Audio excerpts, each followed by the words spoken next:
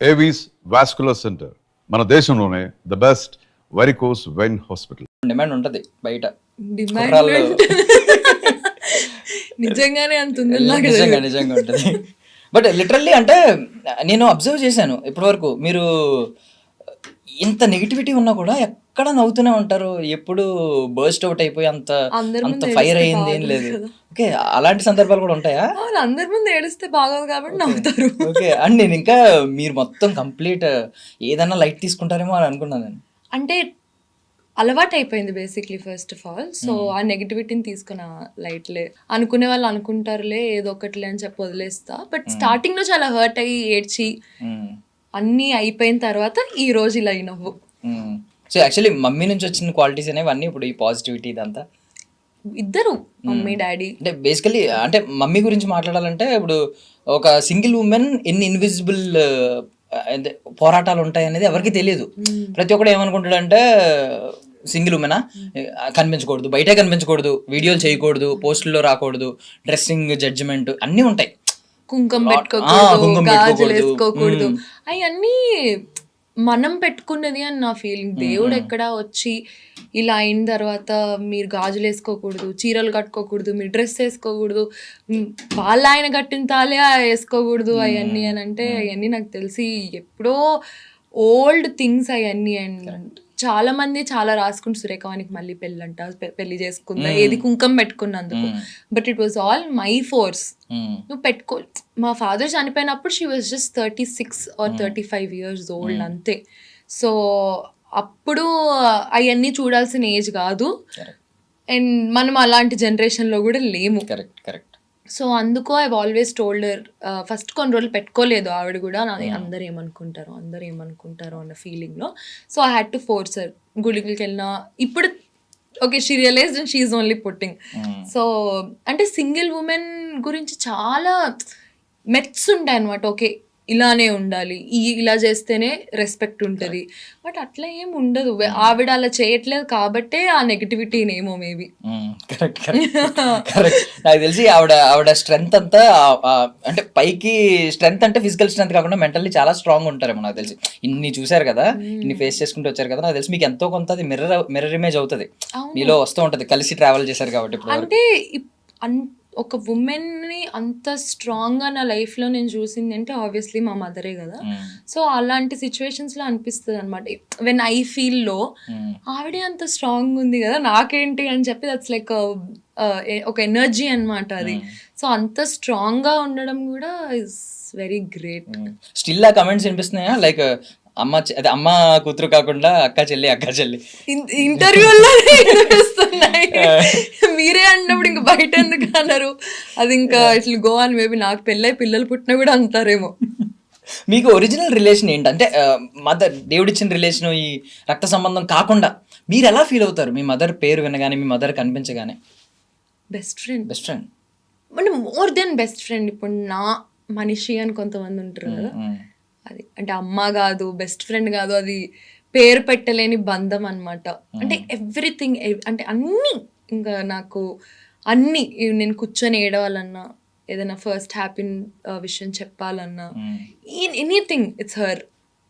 Okay, so actually చెప్పడం మర్చిపోయిన, అమరావతికి ఆహ్వానం అనే సినిమా ద్వారా ఇవిడ ముందు లాంచ్ అయిపోయారు. సో వచ్చేసారనమాట, వచ్చేస్తున్నారు. సో మా ఐ డ్రీమ్ కూడా ఇవిడికి ఆహ్వానం పత్రిక పంపితే వచ్చి కూర్చున్నారు. సినిమా గురించి చెప్పాలి కాబట్టి ఏ సినిమా ప్రమోషన్స్ అనేది 13th మీ అందరి ముందు ఒక రోజు ముందే వస్తున్నారు. మీ లవ్ ని ముందే చూపించేయండి, వ్యాలంటైన్స్ డే చూపించేయండి ప్లీజ్. ఏంటి ఆ రోజు ఏంటి, హగ్ డే ఏదో ఉంటది అనుకుంటే, ప్రపోజ్ డేనా 13th అంటే ఏదో ఉండదు. మాకైతే అమరావతికి ఆహ్వానం డే. బట్ ఎప్పటివరకు ఎప్పుడైనా వ్యాలంటైన్స్ డే సెలబ్రేట్ చేసుకున్నారా? మమ్మీతోనే. ఎలా ప్రపోజ్ చేస్తారు మీ మమ్మీ? ప్రపోజ్ మీన్స్ అంటే మీ లవ్ ని ఎక్స్ప్రెస్ చేయడం, ఎలా ఎక్స్ప్రెస్ చేస్తారు ఎప్పుడైనా? అలా ఏం లేదు, నార్మల్ గా ఇద్దరం ఐ లవ్ యూ చెప్పుకుంటాం అంతే. ఎక్స్ప్రెస్ చేసి ఏమో, యాక్చువల్లీ నాకు ఇప్పటివరకు బ్రెయిన్ లో కూడా లేదు. బట్ జనరల్గా మనం చేసే యాక్షన్స్ బట్టే కదా, ఇట్స్ నాట్ లైక్ వన్ డేలో మీరు చెప్పేది. అంటే మదర్ కనే కాదు, అది మీ బాయ్ ఫ్రెండ్ అవని, హస్బెండ్ అవని, if they really love you, అది ఎట్లా అంటే అది ఒక్క సింగిల్ డేలో ఎక్స్ప్రెస్ చేసేది కాదు కదా. So I think Valentine's day something stupid. Okay, ఇదే మీ బిలీఫ్. ఓకే, అంతే కదా, అది ఒక్క రోజులో లవ్ అంతా సెలబ్రేట్ చేసుకుంటే మరి ఇయర్ అంతా ఎట్లా? సో నాకు ఎందుకో మీనింగ్లెస్ అనిపిస్తుంది వ్యాలంటైన్స్ డే. ఓకే, అంటే మీరు అన్నారు మోర్ దెన్ ఏ బెస్ట్ ఫ్రెండ్ అన్నారు కదా. ఓకే, మీ లవ్ అనుకోండి for suppose, but more than A best friend అంటే మనం బేసికలీ బెస్ట్ ఫ్రెండ్ దగ్గర మనకి ఫిల్టర్స్ ఉండవు, ఏ షిట్ అన్నా మాట్లాడేయచ్చు, ఏదన్నా చేయొచ్చు. బట్ మదర్ దగ్గరికి వచ్చేసరికి నిజంగా మాట్లాడలేం, కొన్ని ఉంటాయి ఫిల్టర్ వేసుకోవాల్సినవి, కొన్ని ఉంటాయి. ఏం ఉండదు మీకు, నో ఫిల్టర్సా, ఏదైనా మాట్లాడేస్తారా? ఇప్పుడు సపోజ్ ఒక అబ్బాయి నచ్చాడు, అలా రోడ్డు మీద వెళ్తుంటారా, ఇద్దరం కలిసి అనుకుంటాం బట్ బాగున్నాడు. If we go out somewhere and somebody is actually looking nice, అమ్మ చూడు బాగున్నాడు, మా అమ్మ కూడా ఉంటుంది, చూడు బాగున్నాడు. వాట్ ఇఫ్ ఇద్దరు బాగున్నాడు అంటే ఇద్దరు బాగున్నాడు అంటే బాగున్నాడు అంతే. జస్ట్ స్టాక్ చేద్దామని సరదాగా అనుకుంటారా? కొంచెం స్టాక్ చేద్దాం తెలియకుండా, కొంచెం అబ్జర్వ్ చేద్దాం, కొంచెం ముందుకు వెళ్దాం, అక్కడ దాకా వెళ్ళి చూద్దాం. ఆ ఛాన్స్ మాకు ఈ మొహాల వల్ల దొరకలేదు.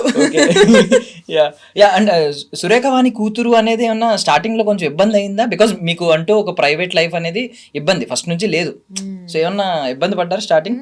అంటే ఇంటర్లో చేయాల్సినవన్నీ, కుర్రతనాల్లో చేయాల్సినవన్నీ చేసినప్పుడు గుర్తుపడతారు కదా, సురేఖవాణి కూతురు, అదిగో సురేఖవాణి కూతురు.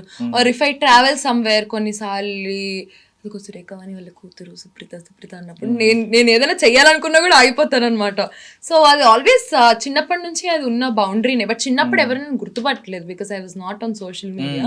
సోషల్ మీడియా వచ్చిన తర్వాత అందరికి నా మొహం తెలియడం వల్ల అది కొంచెం ఎట్లా అయిపోయిందంటే కీ అయిపోయింది నాకు, ఇట్లా తాళం వేసేసుకొని పెట్టేసుకున్నాను.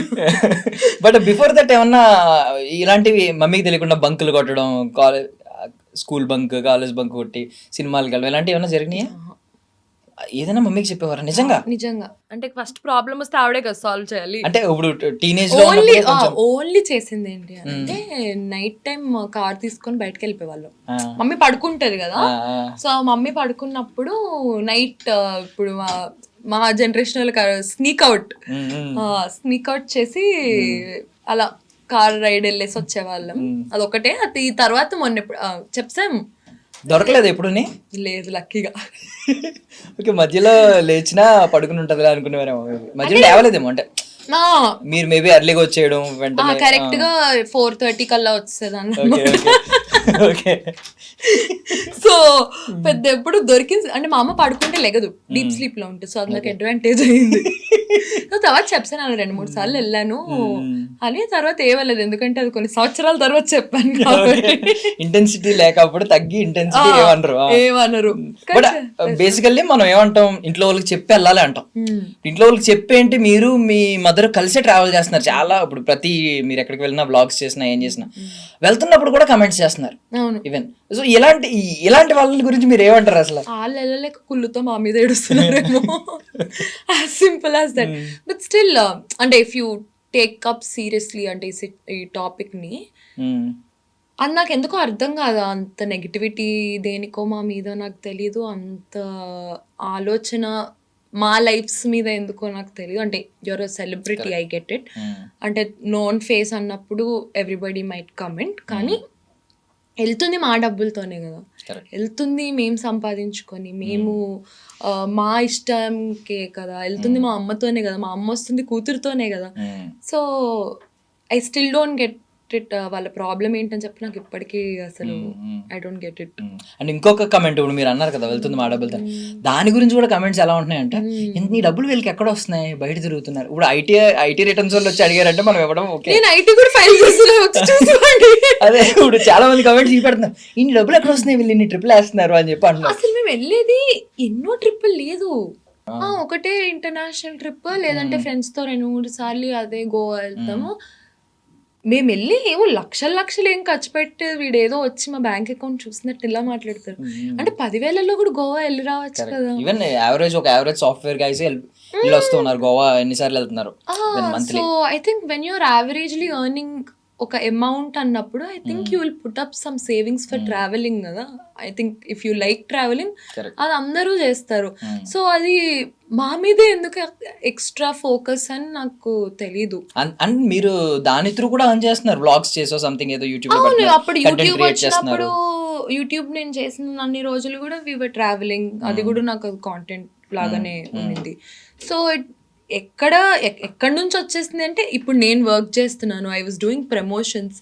మా కొన్ని రోజులు యూట్యూబ్ ఛానల్ మాకు ఫుడ్ పెట్టింది. అంటే not only YouTube channel but movies. మా అమ్మ ఎన్ని ఇయర్స్ నుంచి ఉంది ఇండస్ట్రీలో, ఎన్నో ఇయర్స్ నుంచి ఉంది ఇండస్ట్రీలో. అలా అని చెప్పి మాకేమి కోట్లు ఆస్తి ఏం లేదు.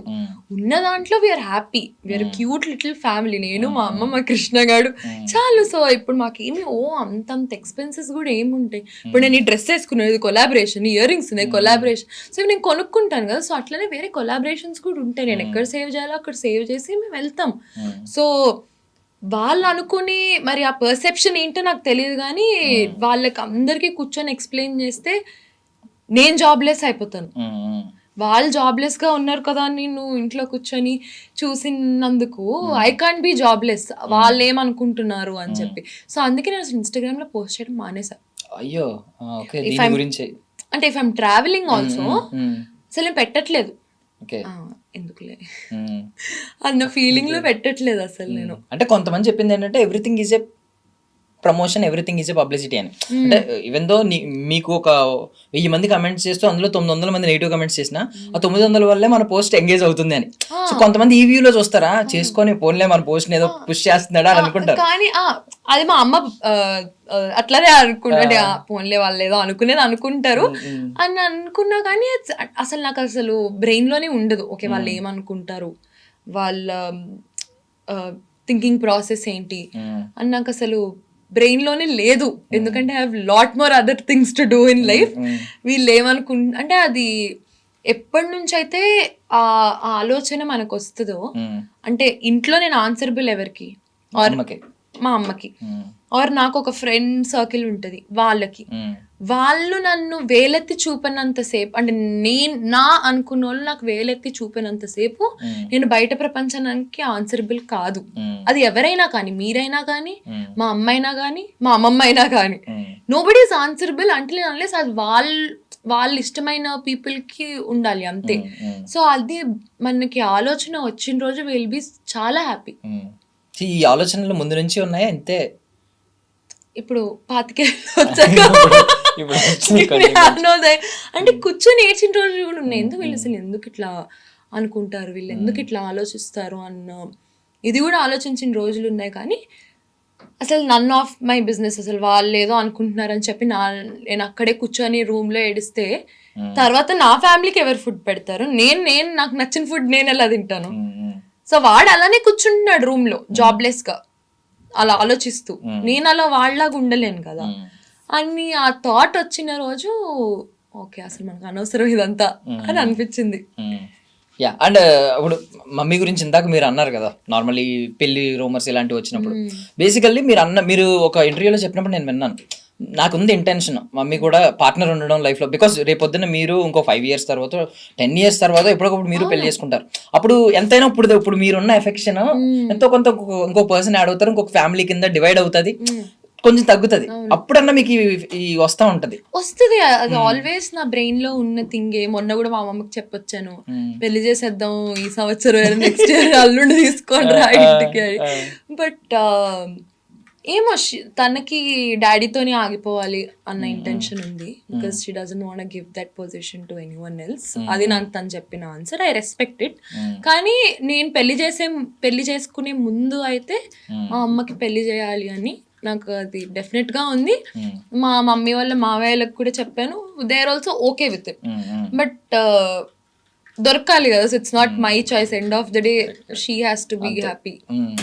కోరుకోవాలి, దొరకాలి, అన్ని కుదరాలి. But if at all it happened అనుకోండి, జరిగింది అనుకోండి, మీకు ఏమన్నా కొంచెం పొసెసివ్నెస్ ఉంటుందా? అమ్మ ప్రేమ కొంచెం తగ్గిపోయింది, కొంచెం తగ్గదు. నా పొజిషన్ నాదే కాబట్టి అది తగ్గదు. మీ కృష్ణ గడ ఏం కొంచెం కొట్టేలేదా అటెన్షన్? మీ అటెన్షన్ కొట్టేశాడు. అది నాకు మా అమ్మకి అది ఉండే గొడవే రోజు. అసలు ఎంత కుళ్ళుబోద్దానివో, నేను థ్యాంక్ గాడ్ నేను ఇంకొకరి కనలేదు అని అంటది. ఇదేనా అంటే ఇప్పుడు ఇంటికి వస్తే కృష్ణమ్మా కృష్ణమ్మా అనుకుంటే వెళ్తుంది, ఇక్కడ నేను ఉన్నాను అన్న ఫీలింగ్. సో కృష్ణ గారు అంటాను, నేను కదా ఫస్ట్ కూతురు నీకు, వాడి తర్వాత కదా వచ్చాడంటే వాడి పాపం కుక్క, వాడికి నోట్లోంచి మాట రాదు. సో ఆబ్వియస్లీ వాడికి ఇంకొంచెం ఎక్స్ట్రా ప్రేమ ఇవ్వాలి, వాడు ఎట్లా చెప్తాడు అని. సో వాడి మీద నాకు చాలా ఖర్చు అనమాట. వాడు మా అమ్మ ప్రేమని కొంచెం సగం అటు తీసుకున్నాడు అని. అంటే మీ దగ్గర ఒక ఇప్పుడు అపరిచితురాల్లాగా రెండు ఉన్నాయి కదా వర్షన్స్. ఒకటి ఏంటంటే మీ మమ్మీకి మమ్మీలా ఆలోచిస్తూ ఉంటారు, ఒక్కొక్కసారి తోడు ఉండాలి, ఇంకొకరు రావాలి, ఇలా ఉండాలి అని కోరుకుంటున్నారు. ఇంకొక వైపు మీరు అలాగా కూతురు, రేపొద్దున మీకు పెళ్ళి అవుతుంది, మీది ఒక యంగర్ వర్షన్ ఉంది. సో ఈ రెండు వర్షన్స్ తీసుకుంటే సరదాగా అడుగుతున్నాను, ఎలాగో వ్యాలంటైన్ వీక్ ఉంది కాబట్టి, సో ఎలాంటి క్వాలిటీస్ ఉన్న అబ్బాయి